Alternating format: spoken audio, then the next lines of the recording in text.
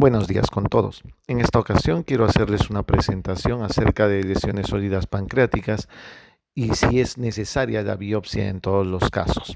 Esta presentación tiene como base principal un artículo publicado recientemente en la revista Endoscopic Ultrasound por el doctor Alberto Larky.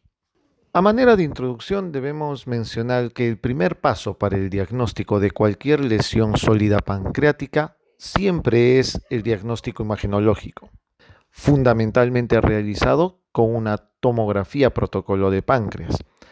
Recordemos que la imagenología no solo nos va a ayudar al diagnóstico diferencial entre lesiones malignas y lesiones benignas, sino que además nos va a permitir evaluar la extensión de la enfermedad y ver si puede haber metástasis a distancia.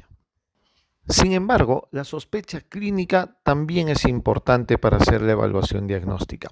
Recordemos que cualquier paciente que presenta ictericia, pérdida de peso o que tenga un dolor abdominal irradiado de espalda puede ser muy sugestivo de un adenocarcinoma pancreático. Pero recordemos que como el diagnóstico también puede ser imagenológico, muchas de estas lesiones son asintomáticas o son lesiones pancreáticas que han sido halladas incidentalmente.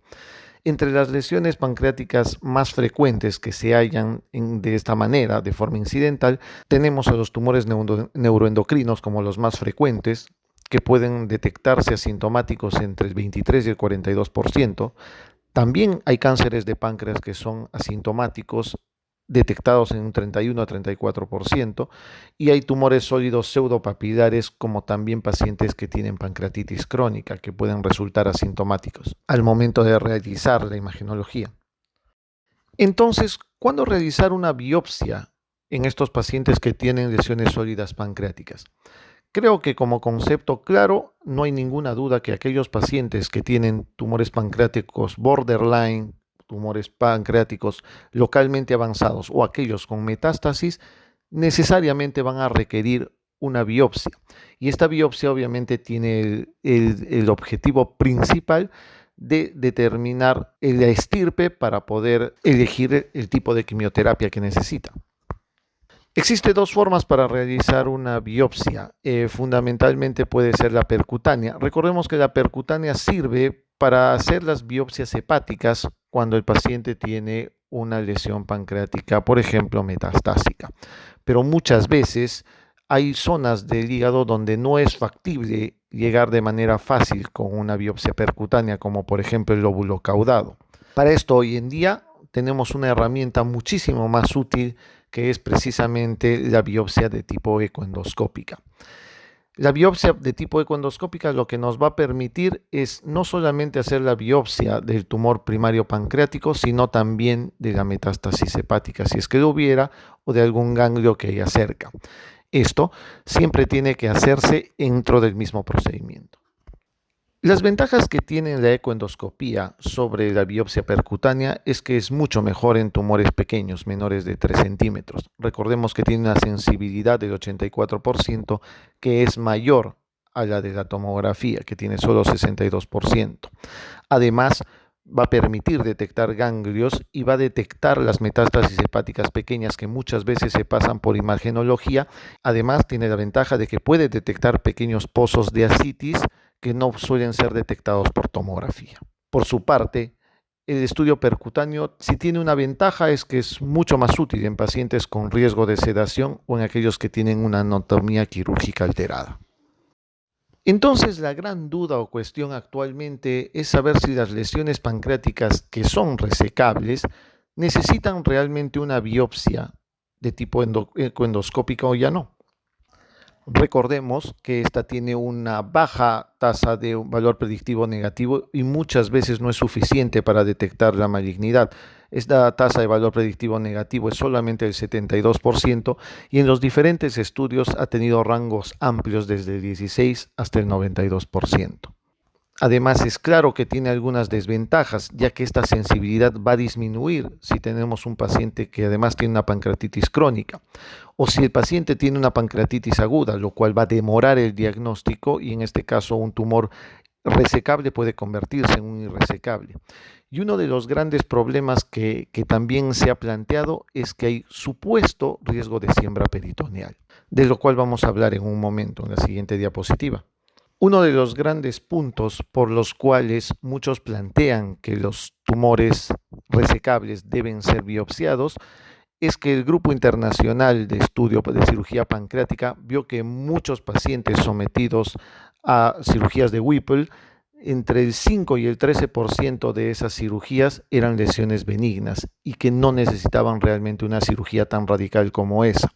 Los diagnósticos más frecuentes cuando hay error en este caso son la pancreatitis crónica y sobre todo la de tipo autoinmune.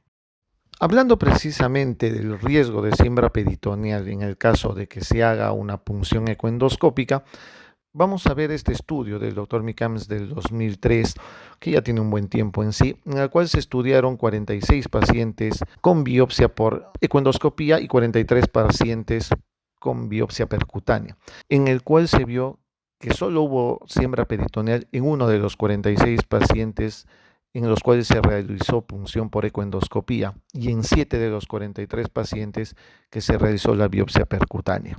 A pesar de que, como ustedes pueden ver, el riesgo de siembra peritoneal es baja, aún así todavía no se ha hecho la recomendación de que la punción deba hacerse en los tumores resecables. Y también debemos reconocer que hay algunos factores que influyen en el resultado de la biopsia por ecoendoscopía. Estos son tres principalmente, que muchos de los estudios son realizados sin una evaluación citológica rápida en sala endoscópica, lo que llamamos ROSE. El segundo punto es que el diagnóstico actualmente es mucho mayor con unas agujas de segunda generación que permiten la biopsia, que se llaman las agujas FNB o Fine Needle Biopsy. Y como tercer punto, que no todas las lesiones pancreáticas son realmente adenocarcinomas y debemos de pensar en otras patologías también.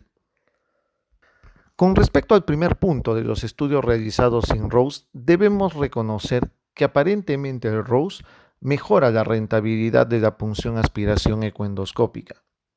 Esto se ha visto, por ejemplo, en un estudio publicado por el Dr. Bang, en el cual, en presencia de ROSE, la media diagnóstica era bastante alta, llegando hasta el 96% de exactitud para realizar el diagnóstico. Por consiguiente, se ve que si se hace un FNA o una punción aspiración con aguja fina en este caso, es mucho mejor realizarlo con ROSE que sin ella. Pero sin embargo, hoy en día se ha desarrollado nuevas técnicas y nuevo material o instrumental para poder evitar precisamente la necesidad de tener un citólogo en sala o realizar el ROSE. Y como les mencionaba, se diseñan nuevos tipos de aguja que permiten no solamente la aspiración del material citológico, del material para citología, sino también una adquisición de un tejido para poder hacer histología adecuada. Aquí tenemos los tres tipos de aguja actualmente diseñadas, que son la Francine, la Fork y la Procore, que son de diferentes casas comerciales en este caso. Y cuando se hace precisamente el estudio para ver si es mejor la FNA o la FNB, vamos a ver en este estudio de Bang, que es un estudio realizado en 4 años consecutivos, en los cuales vamos a ver que la FNB es superior para el diagnóstico adecuado del bloque celular precisamente, mucho más que la FNA. Además, es importante mencionar que el ROSE también podría ser utilizado en los pacientes que se hace FNB. Entonces, de acuerdo a este estudio y algunos más, se ha determinado que la FNB es mucho mejor que la FNA para el diagnóstico de las lesiones sólidas pancreáticas. Y de esta manera se puede evitar incluso la presencia de un citólogo en sala. Uno de los puntos por el cual es muy importante el diagnóstico inicial imagenológico es porque se puede hacer una discriminación adecuada del tipo de lesión dependiendo de la captación del contraste de este tipo de lesión. Es así que tenemos 3 tipos de lesiones de acuerdo a la captación de contraste: las lesiones hipocaptantes, las lesiones isocaptantes y las hipercaptantes. En esta diapositiva lo que van a ver en el primer dibujo es precisamente una lesión hipocaptante, y cuando la lesión es hipocaptante, esto nos va a orientar a que es más probablemente un adenocarcinoma con una sensibilidad y especificidad bastante alta.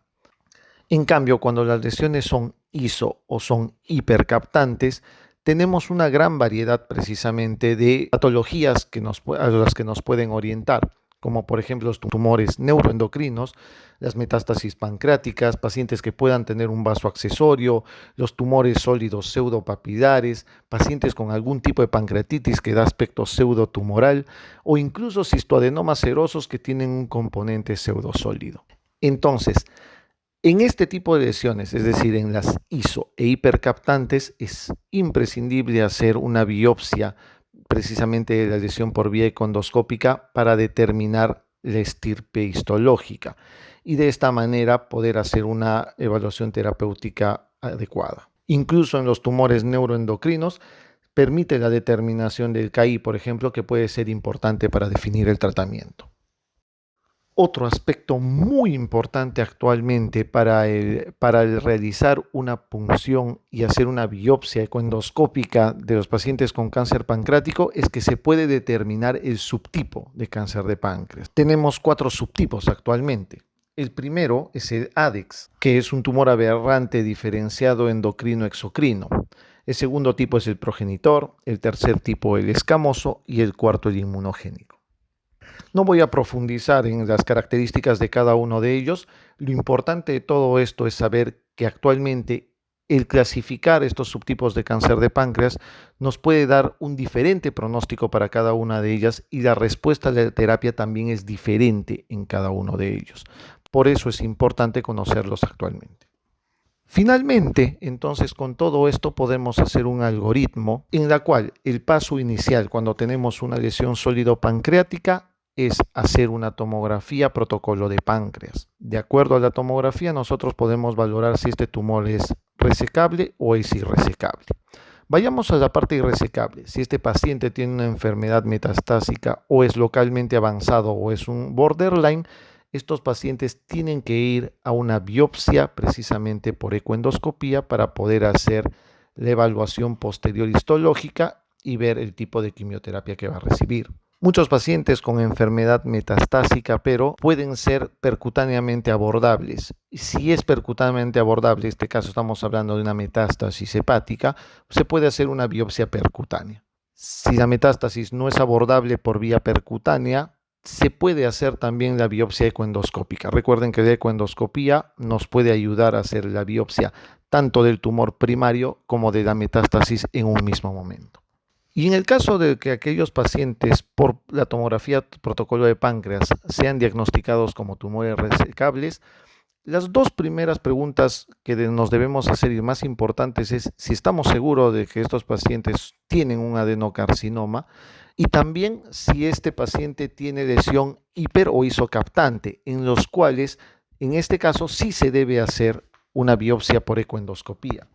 Pero si en el caso que tenemos una lesión hipocaptante o es una lesión que estamos seguros de que es un adenocarcinoma por imagenología, ese paciente puede ir a una resección quirúrgica sin necesidad de la biopsia ecoendoscópica. Pero hoy en día, el hecho de no tomar biopsia a los tumores resecables todavía se pone en duda, ya que muchos podrían tener un beneficio en el hecho de poder detectar el subtipo histológico de cáncer que pueden tener en ese momento y de esa manera poder beneficiarse de una quimioterapia neoadyuvante a largo plazo, si es que se determina de manera adecuada el subtipo histológico. De esta manera todavía queda abierta la duda de si todos los tumores resecables deben ser biopsiados o no. Como conclusiones finales entonces de esta presentación, quiero mostrarles que esta necesidad preoperatoria de una biopsia ecoendoscópica en los tumores resectables aún todavía permanece abierta.